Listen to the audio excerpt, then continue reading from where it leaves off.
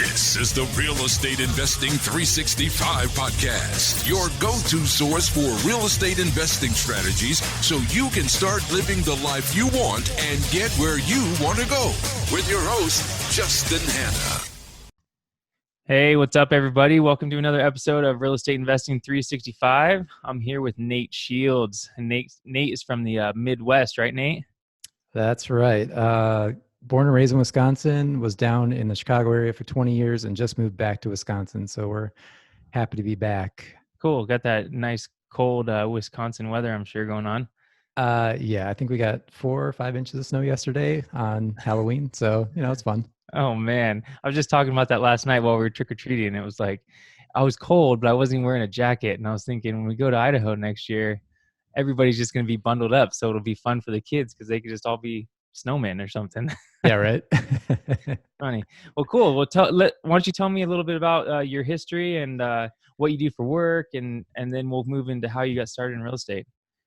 Yeah. Actually, I was thinking about this earlier. My story goes way back to when I was a kid. I was like 9 or 10 years old. I just found this picture maybe a year or two ago. My mom sent it to me, and it was a whiteboard. I had drawn this like goofy cartoon guy, and on the picture, it was kind of like a businessman. He had like a suit on and stuff like that.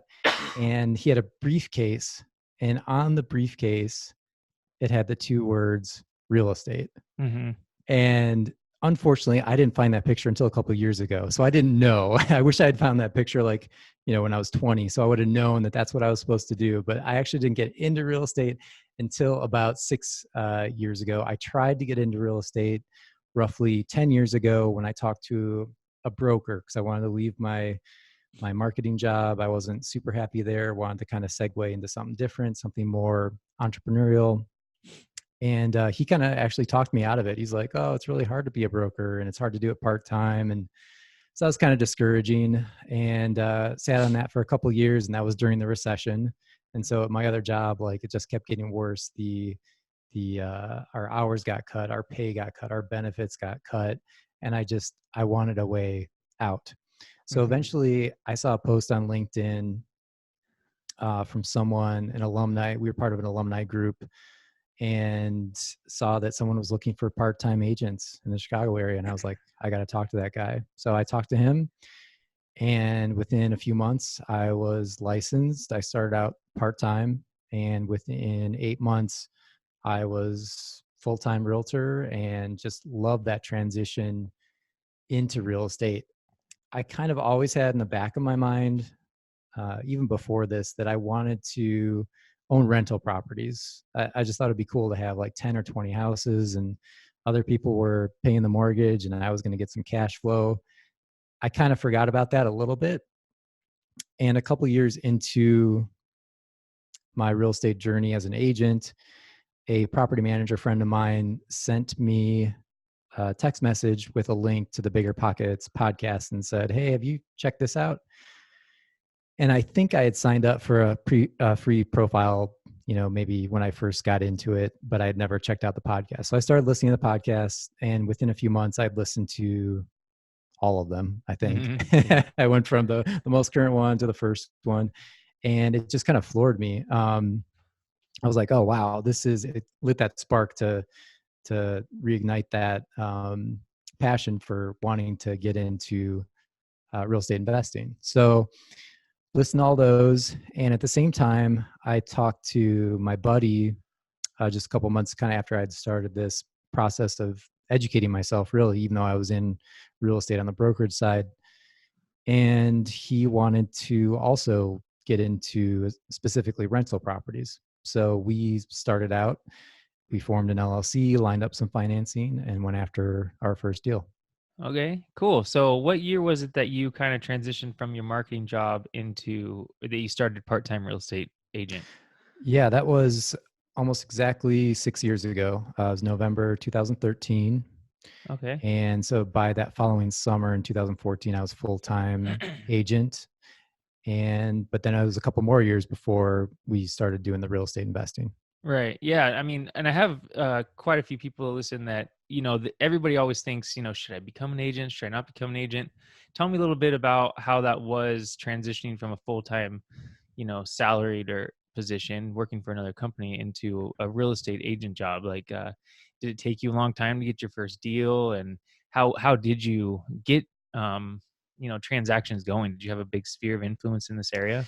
No, I really didn't. We had actually moved to a newer area, and not being from Illinois, um, I didn't have a whole lot going on in that regards. But luckily at the time, my managing broker gave me some suggestions of how to start off, spending some marketing dollars to get some leads. And at the time, it was actually really cheap to get leads on, say, like Zillow and Realtor.com. Now it's incredibly expensive in most markets, but it was kind of the low hanging fruit at the time. And so I did that, and that kind of got me started. It took me, I think, 4 or 5 months to get my first deal. But then after that, it just kind of, I guess, I wouldn't say snowballed necessarily, because it was never like I was making tons of money on the real estate side. But it was enough to leave my job at the marketing firm.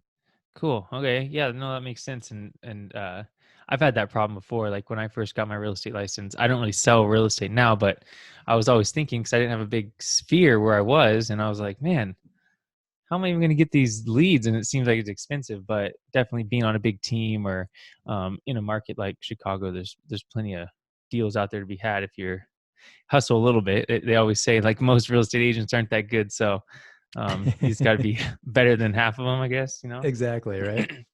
So then fast forward about a year or so, right? And then you started into real estate investing. Tell me about what was your first deal that you ended up getting? So me and my buddy lined up our financing, and we started looking for deals. At that time, there were still foreclosures on the MLS. And so we looked at some of those and found a deal where I was living. It was a foreclosure auction property. We actually, it was actually an online auction. And so we bid online. We didn't get it. And so but no one got it. So they said that actually it's going to go to our live auction. So I think it was a couple weeks out. We went to Chicago and kind of prepared for a live auction, which we were both super nervous about. We're like, okay, what? We don't want to get caught up in the auction atmosphere and overpay for the property. So what's our, when we were driving in the car, they were like, what's our final number on this one? Kind of strategizing a little bit.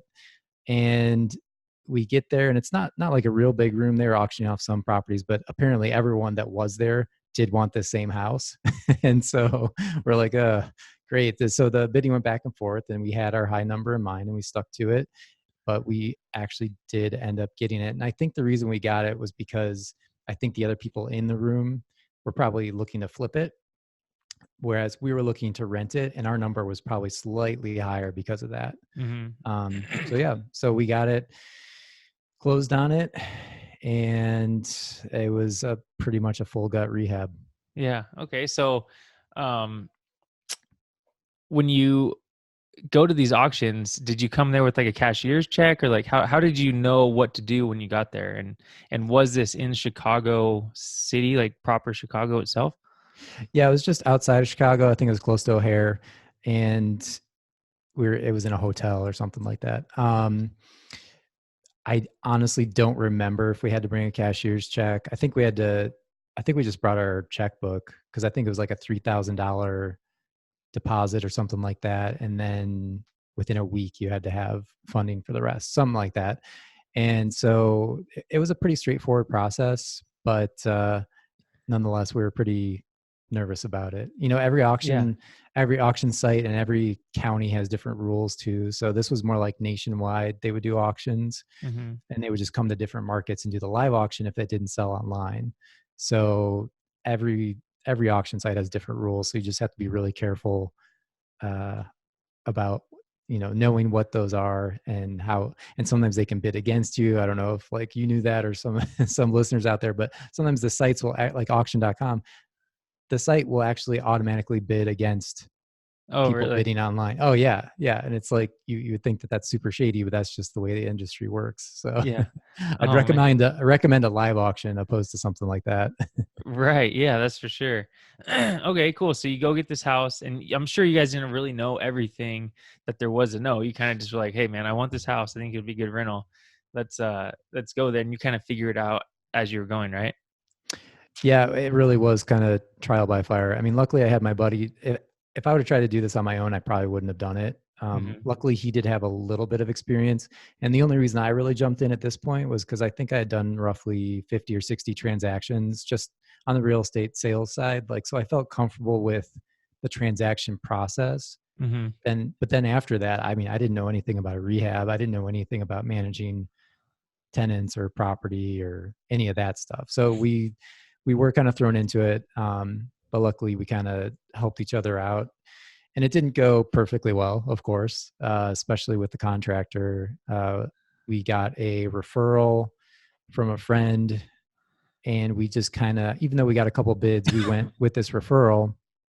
And I made the mistake of not vetting the referral. I just figured, oh, it's a referral from a really solid person. Right. I'll just take them at their word. And the contractor ended up just being a little shady, uh, super slow with the work. And obviously we went over budget and way over timeline. So that hurt us in a number of different areas. So it was still interesting though to see the process of the rehab and all that kind of stuff. But we learned a lot of lessons too. That's cool. So how much did you end up getting the property for? I believe it was $62,000, Okay. and then we put about 62,000 into it. So did you paid cash for it up front Yep. when you Yep. bought it? And then did you finance your own rehab, or did you get a loan for that? Yeah. So initially, when we secured our financing, we basically got a line of credit from a commercial lender. And so we had enough cash to do both the purchase and the rehab for this property.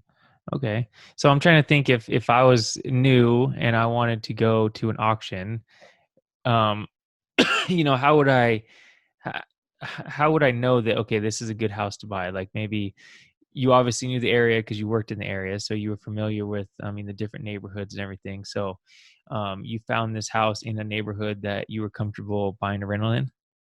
Yes. Yep. Okay. Yep. Okay. And then you obviously knew the area. So did you as an agent know what the rents could be, or did you call some property managers to kind of figure that out, or how did you determine that? Yeah. We determined the potential rents ahead of time, and it was pretty easy for our market. It was basically $1 a square foot, give or take 10 cents or so, depending on the level of rehab with the property. So we figured we could get $1 to $1.10 per square foot.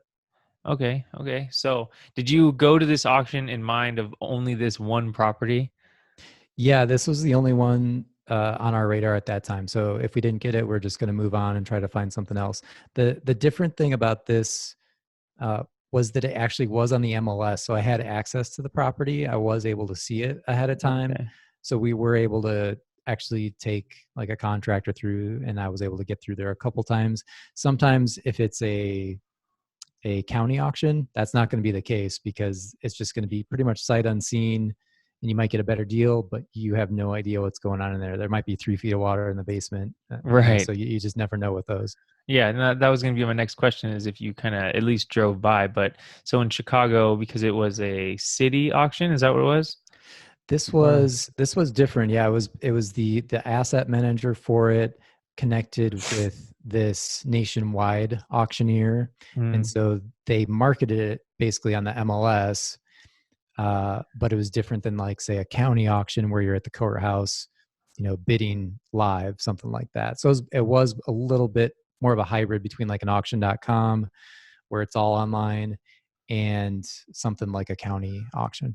okay, cool. So yeah, it's perfect. So you guys decided that you kind of want to get into rental property. You said, "Hey, here's this house." You said, "How are we going to find it?" You're looking on the MLS and you look on this auction site and you say, "Oh, this would be a perfect house because you know the area. You kind of know what the rents would be." You look up the house, you find out it's on the MLS, you get access to it, you're able to go over there.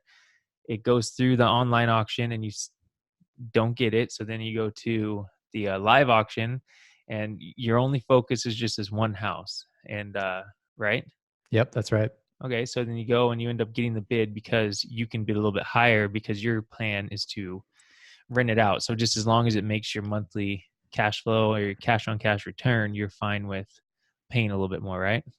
Yeah, I think that was our advantage there, because I do think the other people in the room were flippers, and so they had a number that was slightly lower than ours, and I might be wrong about that, but that was the feeling I was kind of getting. Yeah, no, I kind of think that's the case too, because like with the wholesaling that me and some buddies are doing up in Idaho, or that he's really doing right now, you know, it's good to be able to look at a property with multiple different avenues of having it out. You know what I mean? Like if you can get it for a great, super low price, well, you might be able to wholesale it because you're going to make a big split, or if you're going to end up renting it out, as long as your rental numbers high, just like you're saying, well, then you can afford to pay a little bit more and gives you better opportunity to get that house. So having multiple outcomes is always a good idea. Right. And I think along that same line of thought is, if you're going to, like, say, flip a property, because I flip properties too. And so, but I don't do any of the work. And so I have to get such a good deal on a property because I'm paying higher to use a general contractor to do everything. And it's more turnkey, which is great. Mm-hmm. But if you can go in and you're more of a do-it-yourselfer, or you it can at least do some of the work yourself, you can bid a little bit higher, get that property, and you make up that money, because you're doing some of the work yourself. Right. Especially for people just getting started, right? It might be beneficial to do that because it's less risky. You get to learn the ins and outs until you can actually like afford to take a little bit more risk and maybe like break even on a property or lose a little, hopefully not, but you could lose a little bit if you're, have a general and you have all this overhead and everything if you don't do your numbers right. So Yep. in time. Okay. So you guys got it all remodeled. You spent like 65 grand on the remodel. And then what did you do after that? Did you end up cash out refinancing, or how did that work? Yeah, in a sense, we were trying to do, kind of that Burr method. We did a cash out refinance once we got tenants in there. We had to leave a fair amount of money in there because that's what our lender wanted to. So I think we ended up leaving 30% in, which is okay. That's fine. That's fine with having more equity. So I think it appraised. So we were in for about 124, and it appraised for 150. And we got this pretty much brand new house, and we got tenants in there, roughly 1,500 a month, something like that. And yeah, so that was the first deal. Sweet. So at 150, you probably got a loan for 120 grand. Is that what you said? Yeah, it was a little bit less because we had more equity in there. I think it was 105,000, something like that. Yeah. Okay. But you still got to pull out, majority. I mean, you left in a little bit of money, but Yeah, we left some in. Yep. not too much. Okay, cool. So did you end up having a property manager for that property, or you just did it yourself? No, we actually still manage that property to this day, and which is not the case for most of our properties, but yeah, we still manage that, and we still have the same tenants in, actually. Oh, perfect. That's cool. Yeah. So what was some of the, was there any big mistakes that you guys made on that property that you, in hindsight, you're like, gosh, I wish I didn't do that? Yeah, I mean, it was basically not vetting that contractor enough, maybe not getting enough bids on the property, um, just trusting this other, business referral for this contractor. And we're facing some of the repercussions to this day because we've had to have a few fixes over there, and mostly like plumbing. So they took some shortcuts on plumbing, and we're still fixing some of those things. So, Oh, the good thing about it though is that I knew that I had to find another contractor, and so after that, I just through networking, I did find a contractor that I could trust, and I'm actually still using them to this day. okay, cool. Yeah. I mean, I even find myself doing that sometimes, I'll get like a referral and you end up calling, you talking to the, whether it's a property manager or a contractor or something. If you build good rapport because you guys talk to each other well and it seems like a nice person or whatever, then you're like, must be great. And you just kind of like end up trusting too much, instead of, for me, I feel like I almost am going to hurt somebody's feelings if I go and I ask other people and I have to come back and tell them, no, sorry, I went with somebody else. You know what I mean? Because it's like you almost build a friendship. So that's Right. one thing I gotta, me, and I'm sure a lot of other people gotta get over and just be like, hey man, business is business. The numbers got to work, and I don't think you're gonna do that good a job. Yep. The numbers have to work and the relationship has to work. So it's, it's not easy, but it can be done for sure. Yeah, cool. So let's fast forward. Where are you at now? How many units you have? What type of investing are you guys into? And you can tell me a little bit about your company that you have started and got going on. Yeah. So we've got 25 total units now in 3 different states. So that's comprised of 3 single families, a duplex, and a 20 unit building. And then on the side, like I said, I flip some houses too. So I flip about probably just 2 houses a year. And that's just kind of my own little thing. Okay. And this is the houses that you flip or in around where you currently live? Yeah. So we just moved back to Wisconsin. So all the houses I've flipped have been in Illinois. Okay. All right, cool. And you have a partner in this. Is it the same partner that you originally started with? So my original partner were 50-50 partners in the rental side of the business for our buy and hold stuff. And the flipping is just me. Just you. Yep, just me. I'll bring in private lenders and money partners, stuff like that per deal. But as far as the company itself, it's just me. Okay, cool. Are you still an active real estate agent, or is this all you do full time? Is just the rentals and you're flipping? Yeah, it's been interesting since almost exactly a year ago. I was doing a flip and I started a YouTube channel to kind of document the flip. And then it just kind of migrated into doing some broader real estate investment education stuff as well. And so I was still selling real estate over the past year, but now I've had so many people reach out for help, for coaching, stuff like that, that I've been moving full time into coaching and education, stuff like that. I'm still doing some flips. Obviously, I'll always do the buy and holds as well, but I'm not doing the agent thing anymore.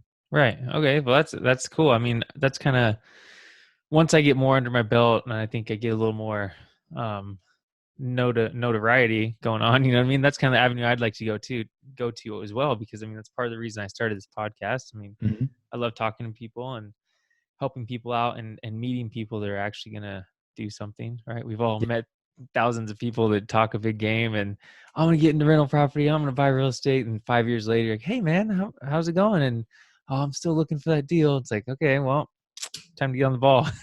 You know? It doesn't take that long to find a deal if you focus. Yeah, definitely focus on it. So it seems like a ton of people these days, everybody's into smaller to mid-sized multifamily, that 5 to the 20 unit property. So let's dig in on that a little bit. How long have you had the 20 unit complex?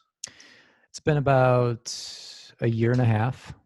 Okay. And so it was really interesting how we found this one. My buddy was just looking on LoopNet, where most people think deals go to die, and I think that's the case for some of them. But he saw this apartment building that was out of state, and the numbers looked really bad. They looked terrible, and he was like, "Why is that? That just doesn't really make sense. Why would it even be Yeah. advertised that way?" So he dug a little deeper, and once we got the rent rolls and the tax returns, stuff like that, we're like, wait, this is a really good deal. It was just mismarketed. Yeah. So we were lucky in the sense that that was the case. And then once we got it under contract, I mean, it was such a good deal because not only was it mismarketed, but we got quite a bit off of the market price too. So it was just a fantastic deal all the way around.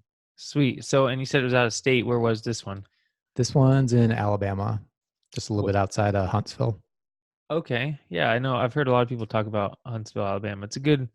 Seems like Huntsville's a good market, right? They have like the Space Center there and they got all kinds of government facilities and Yeah, there's a decent amount going on in Huntsville, and then we're a little bit outside of that, closer to the University of Northern Alabama. So there's a lot of good stuff going on there too. okay. So how did you guys kind of land on that area? Because I mean, people get on LoopNet, right? And they zoom into different areas, but it's just like it's overwhelming, right? How do you pick a certain area and just like focus on it? Right. Yeah. I think that area was a little secondary. I mean, the deal first was really good. So we locked it up, got it under contract, and then, and we knew basically what the apartment building condition was, the numbers, we knew all that stuff. Uh-huh. But we did go down there to check it out. And the main thing that we were concerned about was like, what is the area like? What are the demographics like? And are we going to retain the existing property manager, or do we have to find someone new?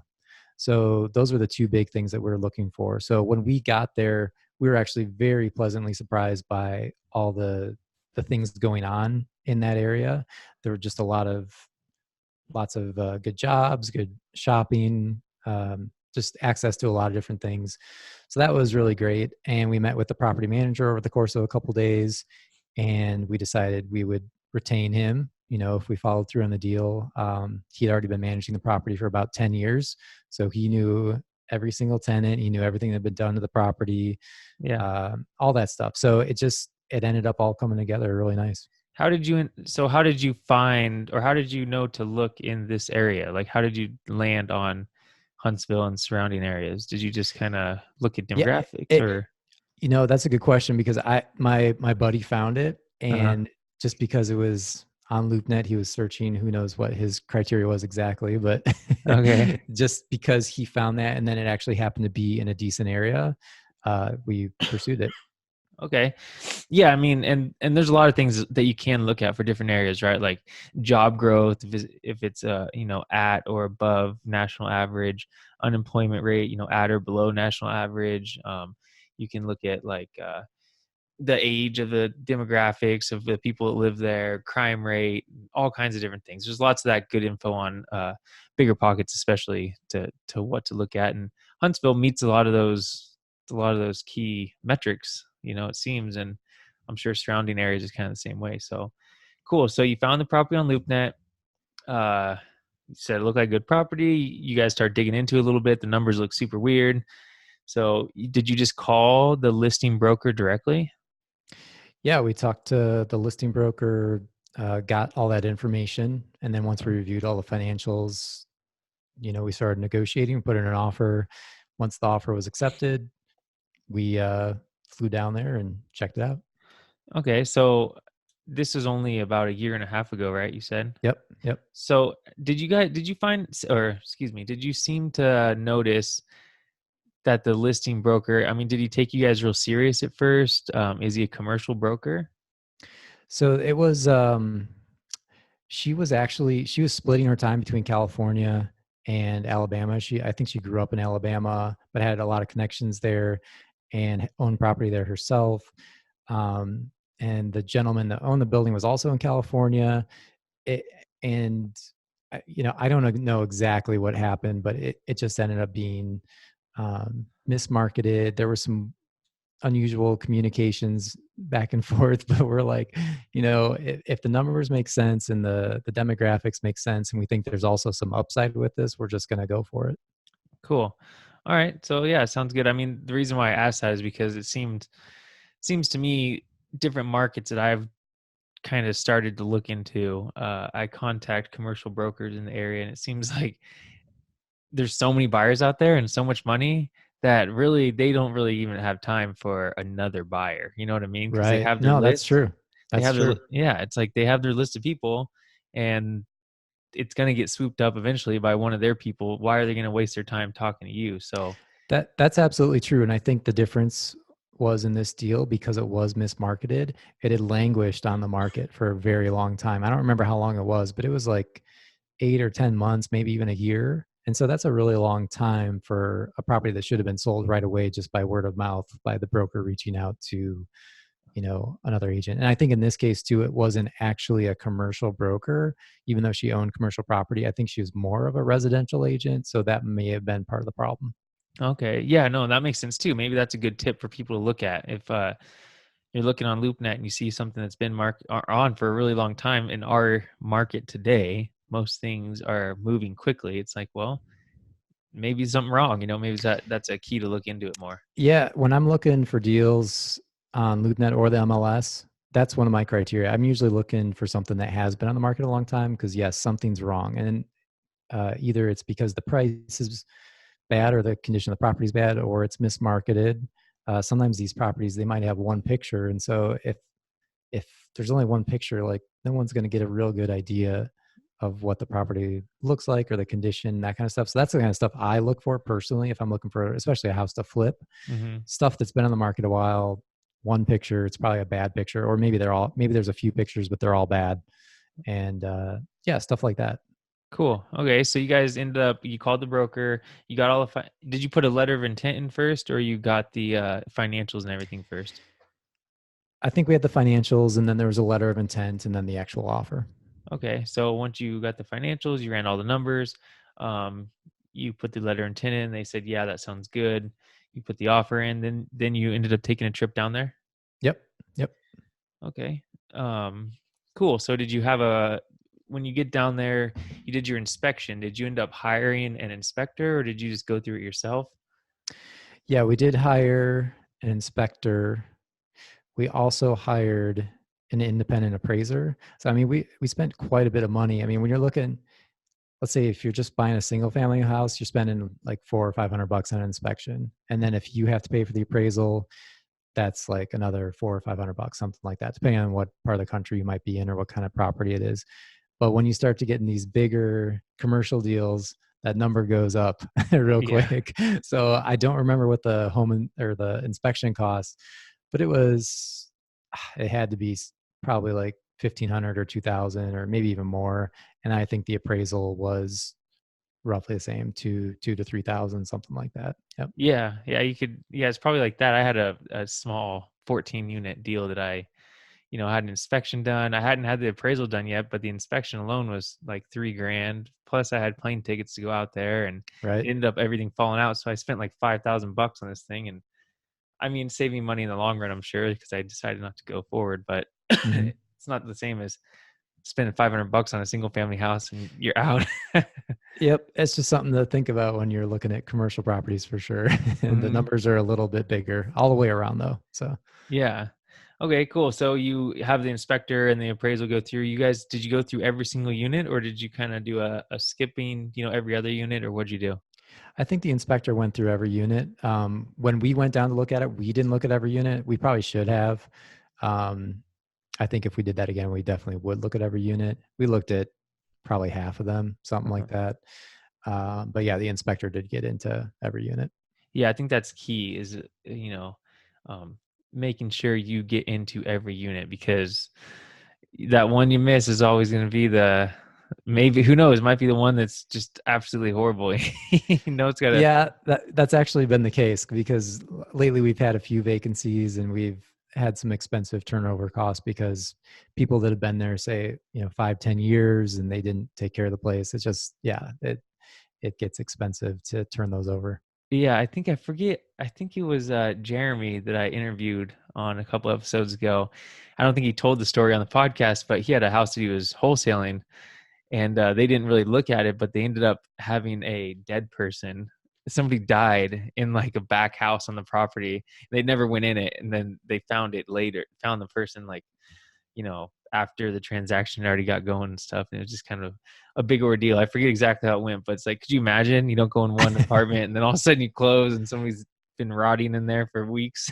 Who Yeah, knows? yeah, yeah. Got to do your due diligence. Yeah. Okay. So you you move forward, you end up liking the property. How did you end up financing this? So we got kind of an extension on our line of credit, and that kind of, so essentially we're in this property for 100% financing is Oh, basically a way to look at it. So our cash flow is not as great, but we're basically out of pocket, no money. okay. So dig into that. Tell me how did that work? So we had a line of credit with our lender, and they were able to finance the property, no problem, but we didn't really have the funds for a down payment at the time. So they were able to give us an extension on our line of credit. And so obviously we're paying an interest rate on that too. So at this point, we're paying down that line of credit, essentially paying down our down payment. But at the time it was a way for us to lock up the deal and not have to worry about that. So you had a line of credit with like a bank that was local to where you live, that Yes. that you were doing other deals with. And that line of credit was big enough that you could just like essentially you paid cash for the property, Yeah. except it was through your line of credit. So do you plan on refinancing that into like a longer term debt, like maybe a something? Yeah, I mean, we do have debt on the property now, but it's probably something that after we fully um, kind of turn over the property, because one of the upsides of the property was just the rents were they were low across the board, so they were all below market. So that was another way for us to come in and add some value to it. So as we're doing that, once we complete that, which I would think would probably be in the next 6 months or so, then we'll probably either look at some sort of refinance or even potentially selling the property at that point. Okay, so did it take renovating the units in order to up the rents, or were they just like they never been raised? No, they just hadn't been raised in so long. Okay. So we were raising rents $50 to $75 per unit across the board, and they've been renting very quickly with no problem. So how did the property manager had already been there for like 10 years? To me, that would kind of throw up a little bit of red flag and saying like, okay, well, your job is to take care of the property and maximize it. Was it the owner that just didn't want to raise rents, or the property manager just kind of laid Yeah, back? he was saying that the owner was just too nice and that Okay. he didn't want to raise the rents, you know. So I mean, it's a business, so you gotta be at those market rents Yeah. to make sense. So that's what we've been doing is as we get turnover, we just bring them up to market. Okay. So you found that your property manager has been fine with doing it, and he's been doing a great job so far still. Yeah. Yep. Okay, cool. Can you explain, if for anybody that doesn't know, why is it important, even more important, to up your net income or your rental income on commercial property? It's important on residential, but it's not nearly as much, right? Right. Yeah. So for your typical single family or 2 to 4 unit property, you're kind of at the mercy of whatever the comparable properties are selling for. It's not based on income. Whereas once you get to that 5+ unit range, you're in that commercial asset class and it's based on your net operating income. So if you can get that net operating income up and even get some help from, say, compressed cap rates, stuff like that, then you increase the value of your property that way. So I like that way better than trying to rely on an appraiser for a value of a property. It's there's more ways to do it, and it's more consistent, and you know that what the value of the property is going to be. Right.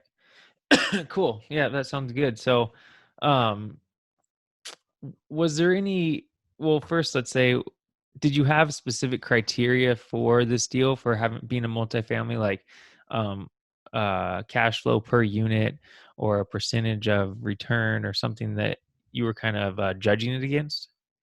We didn't have anything like specific criteria, but when we saw how it was mismarketed, when we saw what the upside was, and we saw what we could get off of the market price, Uh-huh. like it was just a slam dunk deal. Like it was just like it wasn't like maybe, some people might say $100 a door, which I think makes sense in a lot of markets for maybe a single family or a small multi, something like that, after all your expenses. Hmm. Um, but yeah, we didn't have any specific criteria. We had to get this deal because it was so good. Yeah. Okay. So, if you wouldn't mind sharing, what is like your guys' cash flow on 20 units a month? I know you have like no money into it, so it might Right, not be a right. lot, but Yeah, what do you so get in it's return? yeah, so just to go over the basics of the deal, it's a 20-unit building. It's in a smaller town, and it's a C-class property. Um, they're all 2 bedroom, 1 bath apartments, and they're not, it's not like the nicest property in the world, but it's a decent place to live, and a lot of people have lived there a long time. Uh-huh. And some people are going to laugh at how low the rents were when we picked up, but they were in the 350 to 375 range per unit. And so we've been raising those up to about 450 across the board as we get turnover on those. So it was originally listed at 575. We got it under contract for 475, and it immediately appraised for 573. So basically at closing, we made $98,000 on Huh. paper Sweet. on that. And the cash flow, yeah, it's cash flow is roughly 8 grand a month gross. And then you can just kind of work the numbers backwards from there. Right. Cool. Yeah, no, that sounds good. And it's like, I think anywhere you go in the country now, doesn't matter if it's in Podunk, Arkansas, or Alabama, or anywhere. I feel like something in the threes for the most part, especially a 2 bedroom. I feel like if you see that, it's pretty much guaranteed that you're going to be able to increase the rents a little bit. You know what I mean? Because that's just, I mean, markets have gone up everywhere, right? So Yeah, it's not going to get cheaper to rent property for sure. And especially, this is an asset class I like from the standpoint of there's a lack of affordable housing in America. mhm. And so everyone's going to be able, even if there's a major recession, everyone's going to be able to afford $450 a month. Like that's the nice thing. The downside could potentially be if you have vacancies and turnover, stuff like that, and it costs you, say, $1,000 to turn over a unit, that's, and your AC unit also goes out, stuff like that. Like that can add up, and it's nicer maybe to be in like a B class property where you've got $1,000 to $1,200 a month rent instead. But each asset class has its pros and cons. Yeah, definitely. And that's one thing I like about the C class property, because if we do go into recession, then um, people that right now they're kind of, they might be living a little bit above their means and they're trying to get into the A class property. They're really nice, like downtown, whatever you'd call them, like downtown nice places. If the recession hits and they might, get a pay cut or something, well, those people are going to be moving down to the B class. The B class people are going to be moving down to the C class, and the C class people are going to try their hardest to stay there because nobody wants to go to the next level down, right? So it's Right. almost like a really good protected little niche there. You know what I mean? It So is. It is. And I think too, in that space, let's say you're in the C class space, uh, with this size as well, say, let's just call it like a 10 to 40 unit type of building, that there is less competition for stuff like that because they are a little harder to manage. And, but there's not many people looking for that type of property. They're either going to look for, say, the max out at 4 units or maybe like 8 or 10, something smaller, or they're going for the big stuff and they're just going to syndicate, the 200 door apartment deal. right. Yeah, no, definitely. Cool. So, um, was there any big downfalls or major things that happened during this transaction that you know for your next apartment that you'll hopefully look out for? There hasn't been anything huge. I think we've definitely learned um, some of the things I mentioned. Like some of these tenants have been there a long time, and either they were hoarders or they just didn't take care of the unit. And so then when we do turn it over, it's great to get that extra rent going forward, but it's an expensive turnover. So that's a little unfortunate. And then with a 20 unit building, there's like 20 air conditioning units, and so we've had several of those goes out. And so if you have one or two of those go out in a month, it just decimates your cash flow, stuff like Right. that. Just stuff to think about when you're, I mean, I'd prefer to go into a property and renovate the entire thing to take care of all your capex, and that way you don't have to worry about stuff like that. But in this case, it was in decent condition and it just wasn't in need of much in regards to anything. So it's just, for us, it's just a wait and see kind of thing. And of course, these things will happen. Right. Cool. Okay. Um, so where are you headed from here? Like, do you want to continue in this multifamily path and continue to get bigger properties, or move into syndication, or what's your plan? Yeah, I think initially we were thinking of, just pie in the sky when we were first brainstorming our goals. Like, oh, it'd be cool to have 100 units in 10 years. And I'm sure we could get there because we did all this in like 2.5 years. Yeah. Um, but, as the economy changes and as we learn things too, we're eyeing some different asset classes. So we we're not exactly sure where we're going to go, but I think we're going to go either into the self-storage space or into like a commercial asset, like say a triple net lease on like a Taco Bell or Dollar General or a space like that. So we're probably going to liquidate part of our portfolio here over the next year and move on into some different asset classes. Okay. Well, and since you touched on the economy, I think I'm going to start asking people from here on, what is your thoughts on where the market is? Because some people say it's at the top, some people say it's still got legs to go, and I'd like to know what your thoughts on it is. Well, there's certainly some troubling areas. You look at like consumer debt and student debt, and that's going to really start to hurt people. which is good for, say, affordable housing. But Yeah. those are a couple things that are going to pull on the economy. I'm sure there's a lot of other things too. You see in some of the more expensive, like the coastal markets or some of the big metro areas, especially in the higher price ranges, you're starting to see, and this has been happening even over the course of the last, say, 6 months, prices to pull back, days in the market to increase.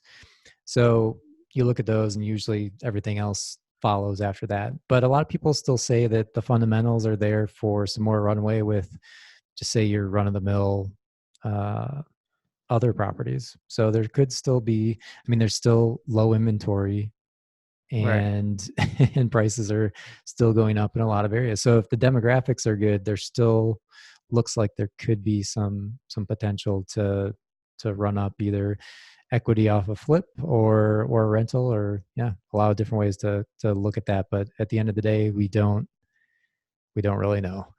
Yeah. I mean, it's true. I mean, there's probably millions of people that were saying in 2006, like early 2007, that, oh, everything looks great and it's going to keep going. And there's some people who said, no, it's going to crash. So we don't know. But to me, what I think is, uh, you know, with interest rates still being low, that's like really saving us from anything major happening. You know what I mean? But as soon as those interest rates start to tick up, I think that's where you're going to see a little bit of a downturn. But I don't think it's going to be huge because, especially in the multifamily space, because a lot of people that have bought over the last 5 years, if they have like commercial loans that are going to adjust after 3 or 5 years, well, their loans are adjusting right now, a lot of them, and oftentimes they're adjusting lower mortgage, lower percentage rates than they got them at. So now they're, in less danger of even um, going underwater on the property because their cash flow is higher, right? Because now they have a lower mortgage payment.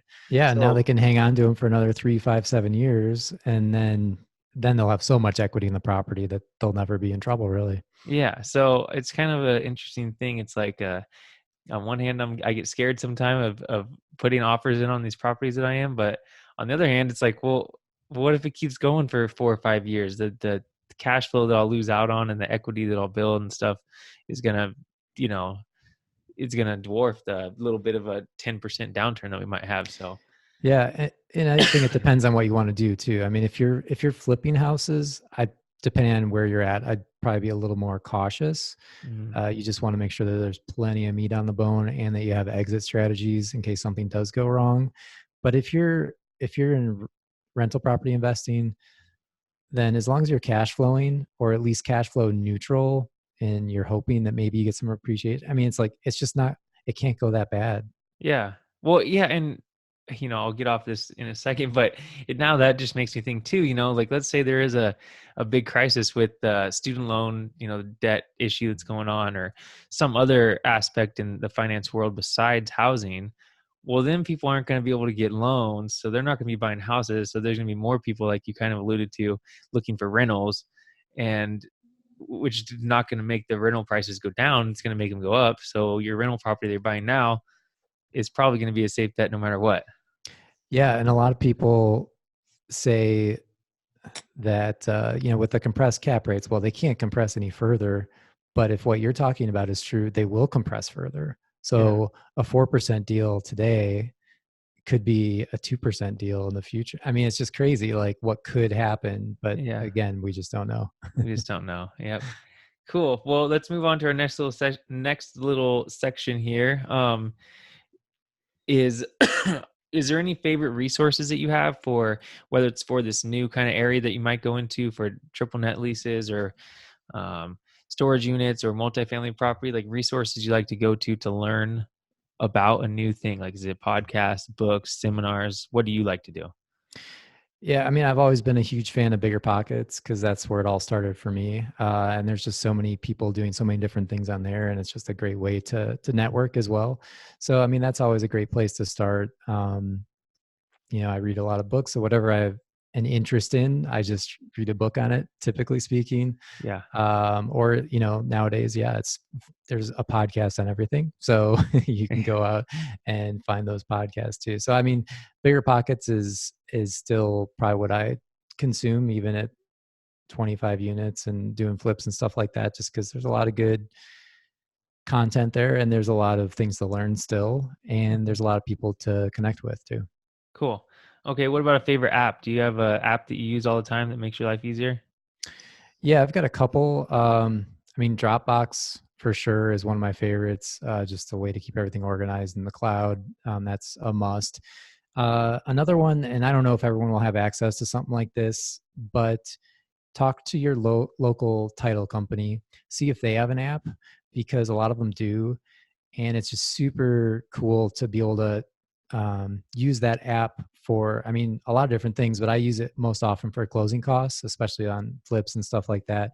You can just plug in the numbers for that municipality or that city, whatever it is, and kind of work with the numbers that you got, and you'll spit out that number for the closing costs, which is just really nice to have, because otherwise it's a couple phone calls and you're kind of getting like a maybe number sometimes. So I like using that. Okay, I never heard of that. So that's cool. That's a good thing that I'll look into as well. Okay, what about a mindset tip as far as if you get down in the dumps or you're not really like motivated to continue on, or you get some bad news at your thing? How do you kind of pull yourself out of that and get refocused? Yeah, I mean, there's definitely a few different ways to approach that. I mean, I think exercise is always a great way to get out of a funk. Just get that adrenaline going. And I Yeah. like, if something. I mean, I just like to go out for a run. I mean, that's just what I like to do. For other people, might be something different. But that's one thing. And I think just the mindset is, this is a long term game. No matter what you're doing in real estate. So you just got to have expectations that bad stuff's going to happen and things are not always going to go your way. You got to stay in the game, and don't let a bad deal or a bad day take you out of it. Because if you let that happen, then you really have nothing at that point. And so, yeah, just stick with it, because a lot of good stuff can happen. And real estate is actually pretty forgiving. Even if you do something wrong, which we all do, uh, you know, you're going to be able to recover. Yeah, and try not to have the shiny object syndrome, right? Just Yeah, stick to that's probably the toughest one for me. Is that there's a lot of shiny objects out there, me so too. that's a tough one to stay focused for sure. Yeah, cool.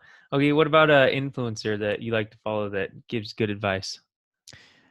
I know this has been said on your podcast before, but I mean, I love everything that Beardy Brandon puts out. So go follow him on Instagram Yeah. at Beardy Brandon. He always has good stuff. He's a very positive guy, and give him a follow. Cool. Yeah, I love watching his stuff because he's so mellow and so calm, and like he just like knows what he wants. He's like, well, okay, let's do it. Like it's just different than a lot of influencers. It's like go, go, go. You gotta like bust ass and do this and that, and you don't gotta be that way. So it's for all kinds of different people. For Yeah, for sure. sure. Yep. Cool. Well, where can we find out more about you and your company and what you guys are doing? Yeah, so you can find out more about me on my YouTube channel. It's Dude Real Estate. Also on Instagram, Dude Real Estate. And I'm launching a video course here soon with a one-on-one coaching component. So specifically geared to those people who are looking to get their first deal. It's just super important to get that first deal, because it just gets you that momentum to get you all those other deals. So it's just a passion of mine to help people get over that first little hurdle. One thing I like to say is that 100% of people who don't get their first deal, they never get their second deal. Right. So, it's just a really important one to get. Yeah, no, definitely. I totally agree. Well, cool. Well, man, I really appreciate you being here. I'm excited to see where you go in the future. And yeah, thanks for being here, and you have a good afternoon. Right on. Thanks, man. Thanks for All having right. me. Thanks.